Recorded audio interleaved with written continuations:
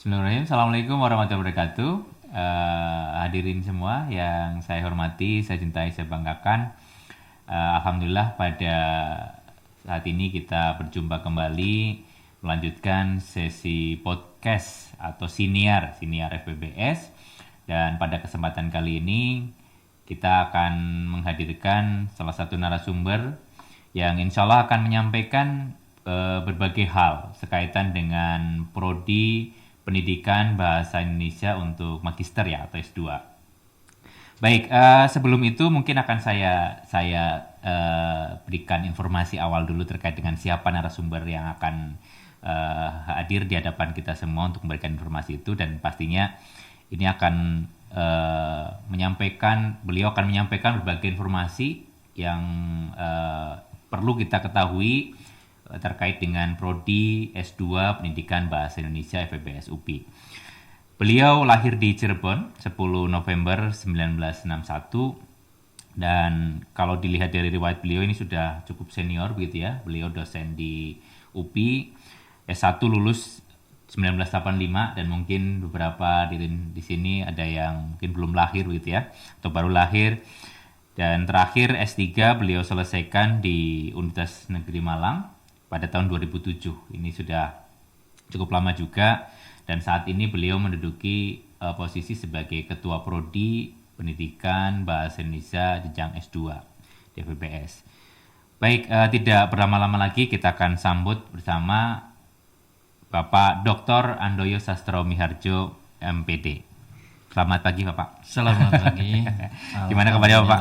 Alhamdulillah baik. Ya baik. Sekaitan dengan ini Bapak, ada beberapa hal yang mungkin para pemirsa ingin tahu, bagaimana sih sebenarnya prodi S2 Pendidikan Bahasa Indonesia di FEBS UPI yang dengar-dengar ini menjadi salah satu prodi yang mungkin bisa dikatakan sudah sangat tua ya Pak ya. Mungkin ada sejarah singkat mungkin Pak, supaya pemirsa tahu bahwa prodi pendidikan bahasa Indonesia ini seperti apa sih sejarahnya. Baik, terima kasih Pak Rudi. Assalamualaikum warahmatullahi wabarakatuh. Salam sejahtera bagi kita semua, dan selamat menunaikan ibadah saum Ramadan bagi yang melaksanakannya. Saya sangat senang dengan hadirnya kegiatan podcast dalam rangka kita melakukan sosialisasi program studi yang ada di Universitas Pendidikan Indonesia. Alhamdulillah saya sampai dengan insya Allah akhir tahun ini masih diamanahi sebagai Ketua Program Studi untuk Program Magister Pendidikan Bahasa Indonesia. Kalau dilihat dari kesejarahannya, ini dimulai tahun 1993. Dengan demikian lebih dari 20 tahun barangkali ya, 21 tahun, 32 tahun barangkali ya. Alhamdulillah sudah hadir yang semula namanya pengajaran bahasa Indonesia. Jadi itu ketika tahun 2005 barulah ada perubahan nomenklatur menjadi pendidikan bahasa Indonesia. Itu riwayat atau kesejarahannya Pak Rudi. Ya, baik. Baik, terima kasih. Jadi ini sudah sangat lama ya. Artinya kalau kita lihat ini sudah cukup tua dalam artian yang positif begitu ya. Semakin kesini semakin banyak lulusan juga. Nah, ini mungkin pemirsa penasaran juga Bapak. Visi dan misi prodi S2 ini seperti apa sih Pak, yang mungkin bisa disampaikan kepada pemirsa ini? Ya, baik, terima kasih Pak Rudi.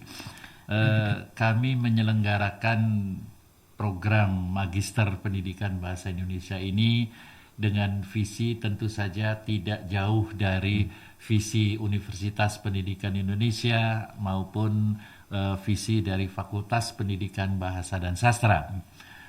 Visi program studi pendidikan bahasa Indonesia untuk program magister ini menjadi pusat kepeloporan dan keunggulan dalam mengembangkan riset model pendidikan bahasa dan sastra Indonesia yang terekognisi nasional dan internasional untuk menumbuhkan nilai-nilai kebahasaan dan kesastraan Indonesia. Ya, aduh mantap sekali ya Pak. Ya. Ya.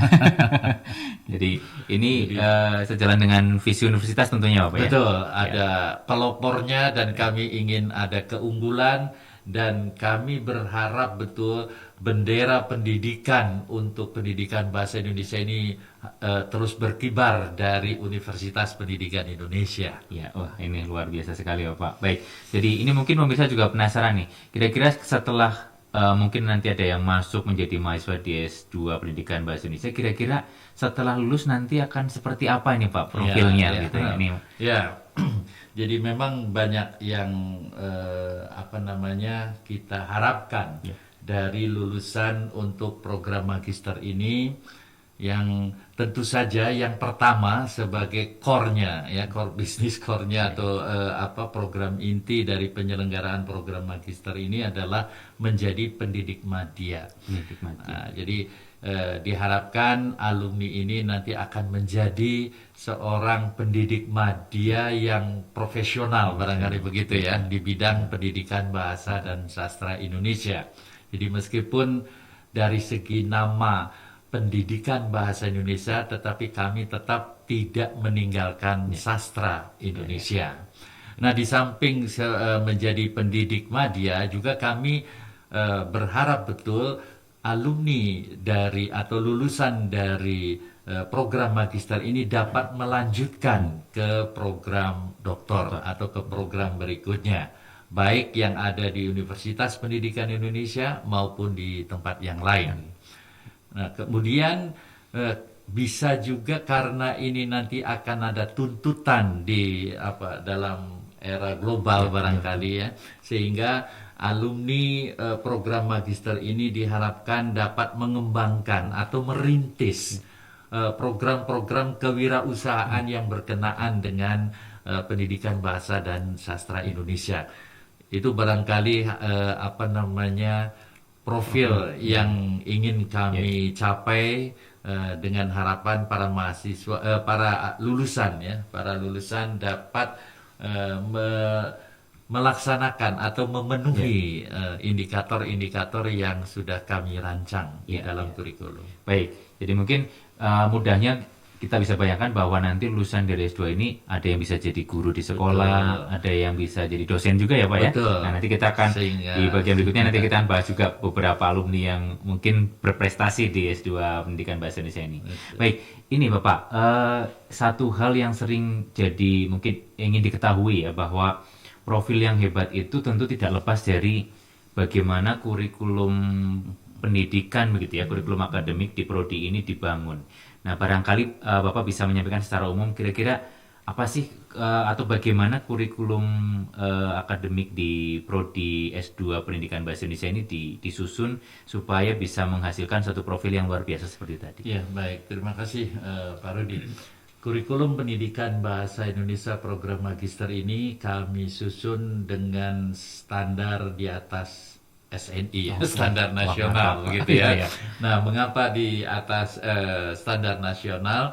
Karena kami memiliki mata kuliah yang khas untuk di Universitas Pendidikan Indonesia.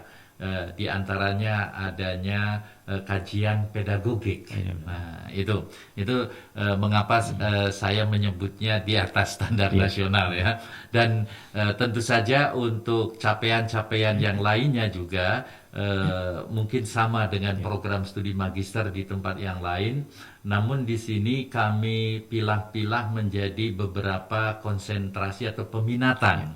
Itu barangkali yang membedakan peminatan yang ada di program magister di Pendidikan Bahasa Indonesia FEBS UP. Kami memberikan atau menyediakan 4 peminatan. Yang pertama bahasa dan pembelajarannya, yang kedua sastra dan pembelajarannya, yang ketiga kebipaan, dan yang terakhir adalah ke tradisi tradisi lisan. Oh iya, iya. Baik. Ya, ini luar biasa nih, disediakan selain menjadi profil yang tadi, ada peminatan juga yang mungkin bisa dikatakan ada spesialisasi ya di dalamnya ya. Dan ini disediakan oleh prodi, menjadi satu tawaran yang menarik bahwa sepertinya pendidik media ini tidak harus selalu fokus di kebahasaan, tadi juga bisa memiliki keterampilan yang lebih Yang di lain. tradisi lisan atau mungkin hal lain. Baik, ini menarik Bapak. Karena kurikulum ini sebenarnya kan menjadi satu dokumen yang akhirnya tidak akan bisa berjalan tanpa adanya pengajar-pengajar yang hebat. Nah, ini kira-kira bisa disampaikan tidak nih Bapak pada pemirsa, profil pengajar yang atau dosen di Prodi S2 Pendidikan Bahasa Indonesia ini seperti apa? Mungkin bisa Ya, dia. baik, terima kasih. Ya. Alhamdulillah, program magister di Pendidikan Bahasa Indonesia FEBS UPI ini memiliki sejumlah dosen yang menurut kami berkualitas. Dari 10 orang dosen, itu 6 orang sudah menjadi guru besar. Dengan demikian di atas 50% barangkali ya, untuk yang berstatus guru besar. Dan insya Allah yang belum ini akan segera juga menyusul. Dengan demikian harapan kami itu semua pengajar di program magister ini bisa guru besar. Begitu. Misalnya kami bisa menyampaikan ada Profesor Dr. Vismaya S. Damayanti MPD, ada Profesor Dr. Yeti Mulyati MPD, ada Profesor Dr. Dadang MSI, ada Profesor Dr. Sumiadi M.Hum, ada Profesor Dr. Yulianeta MPD, ada Profesor Dr. Isa Cahyani MPD, kemudian ada Dr. Hairudin, ada saya, ada Dr. Rudi Adi Nugroho MPD, ada juga Ibu Dr. Halimah barangkali dia ya. Jadi dari komposisinya ini kami memfasilitasi karena kami yakin bahwa dosen-dosen kami memiliki kompetensinya. Baik kompetensi di bidang ilmu bahasa, kompetensi di bidang pendidikan bahasa, kompetensi di bidang sastra Indonesia, kompetensi di bidang pendidikan sastra Indonesia, bahkan ada di pendidikan kebipaan. Nah, untuk Pak Dr. Teddy Permadi itu beliau lebih fokus pada tradisi lisan. Dengan demikian semua peminatan ini memang difasilitasi dengan dosen-dosen yang berkompeten. Ya, baik. Terima kasih Mas. Luar biasa Pak. Jadi kurikulum yang tadi sudah luar biasa didukung dengan profil pengajar yang memang cukup merata ya Pak ya. Di setiap bidang itu ada kepakarannya itu punya kepakaran masing-masing dan itu melengkapi kurikulum prodi yang memang menuntut satu capaian yang luar biasa gitu ya. Baik, nah ini yang mungkin perlu disampaikan juga kepada pemirsa karena biasanya ini sering ditanyakan prodinya itu akreditasinya apa gitu ya. Nah ini bisa disampaikan apa akreditasi apa yang mungkin sudah dicapai oleh prodi S2 Pendidikan Bahasa Indonesia. Alhamdulillah, terima kasih. Akreditasi untuk program magister ini dalam kondisi unggul untuk saat ini. Lamdik ya Pak ya? Lamdik. Lamdik. Masih semula Ban PT. Masih Ban PT. Semula Ban PT.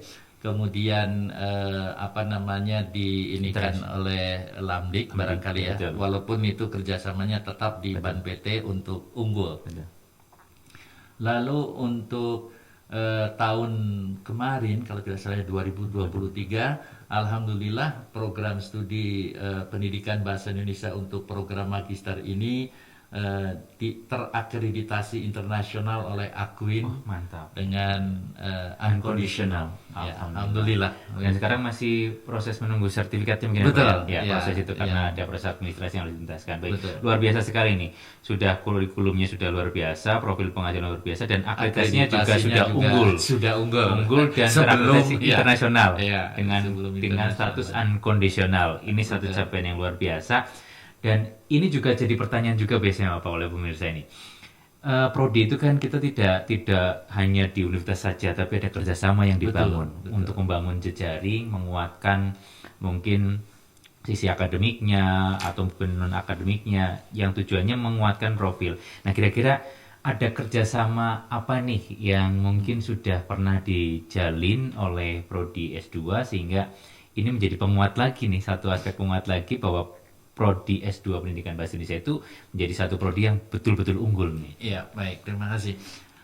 untuk mengukuhkan, untuk menguatkan terrekognisi internasional barangkali di situ ya, bahkan ana nasional juga. Dengan demikian kami juga tidak menutup kemungkinan untuk selalu membuka diri dan bekerja sama dengan berbagai perguruan tinggi, terutama yang ada di Indonesia maupun di luar negeri. Dari luar negeri, baik yang dari Asia maupun dari Amerika, bahkan ada yang dari United Kingdom ya, dari Inggris gitu ya, Leeds terutama itu. Nah, kerjasama ini kami bangun melalui ada yang sebagai narasumber di dalam kuliah umum kami, dan ada juga sebagai narasumber di dalam perhelatan internasional kami, yakni Riksa Bahasa, yang alhamdulillah untuk tahun 2023 kemarin itu sudah ke-17. Dengan demikian untuk tahun ini insya Allah yang ke-18, dan itu menunjukkan satu perhelatan yang tidak surut begitu ya. Kami terus setiap tahun melakukan itu, dan itu diisi dengan berbagai kertas kerja maupun laporan-laporan penelitian, baik dari mahasiswa kami maupun dari mahasiswa Indonesia lainnya, bahkan yang dari luar negeri. Itu kerjasama yang kami bangun melalui seminar, melalui pertukaran tenaga kerja barangkali ya. Ada ajang profesor juga. Kami dari Oman juga kami lakukan, kemudian dari Jepang, dari Thailand, bahkan mahasiswa kami juga ada yang berasal dari Jepang, ada yang dari Korea, dari China, kemudian dari Thailand. Itu alhamdulillah. Di samping itu juga ada yang dari Malaysia dulu. Baik, luar biasa sekali ini. Berarti memang prodi S2 Pendidikan Bahasa Indonesia ini menyadari betul bahwa kita berada bukan lagi di tengah-tengah nasional, tapi di tengah-tengah dunia global ya. Dan jejaring yang sudah dibangun itu juga menunjukkan bahwa prodi S2 Pendidikan Bahasa Indonesia ini tidak mau istilahnya harus eksis juga di level internasional.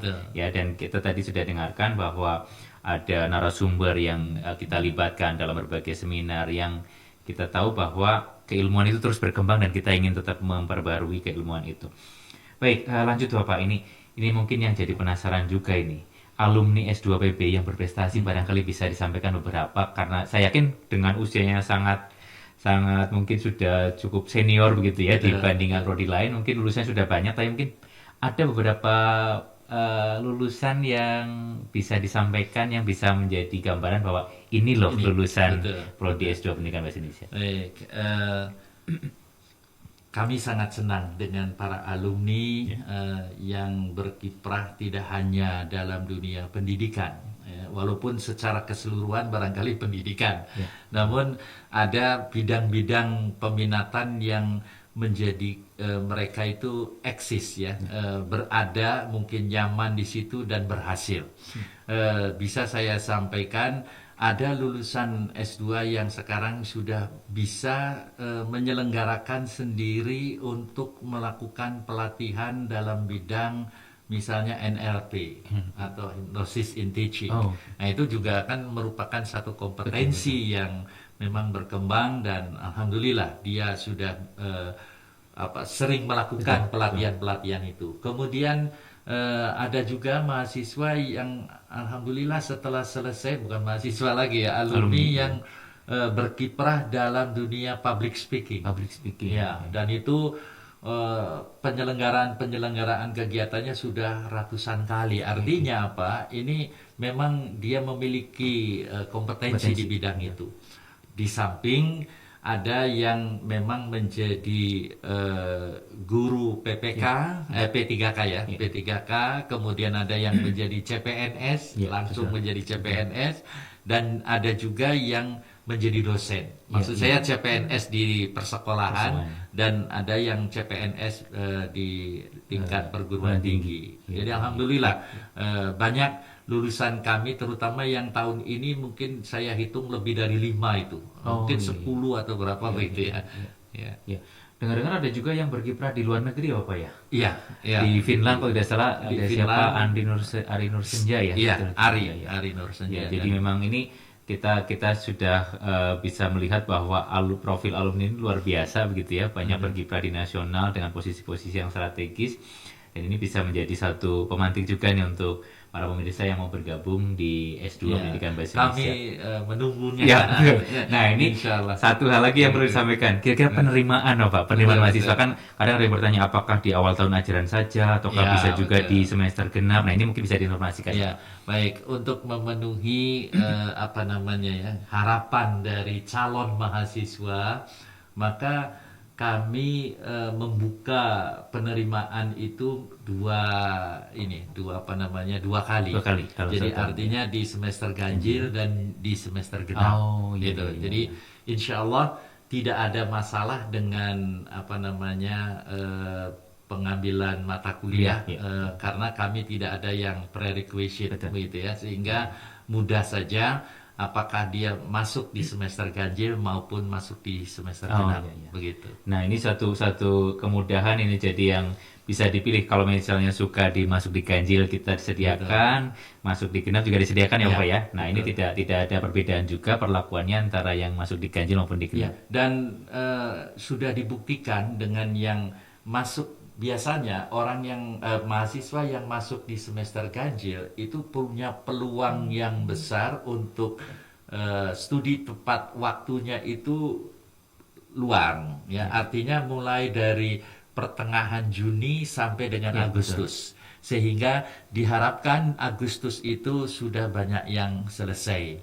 Nah, yang digenap itu memang sangat kecil. Artinya di bulan Januari itu sempit, namun buktinya ada dan itu selesai tepat waktu cum laude begitu. Jadi tidak ada istilah masuk di ganjil itu peluang untuk cum laude-nya tinggi atau selesai tepat waktunya tinggi, sedangkan yang digenap tidak demikian. Karena sudah dibuktikan dengan masing-masingnya itu bahwa yang digenap itu bisa selesai tepat waktu di bulan Januari, kan mereka 4 semesternya bulan Januari begitu ya, dan cum laude. Ya, jadi artinya tidak ada perbedaan antara masuk di ganjil maupun di genap, semua punya peluang untuk menyelesaikan tepat waktu dan cum laude. Iya. Baik. Rata-rata untuk lulus,an ini selesai di berapa tahun Pak?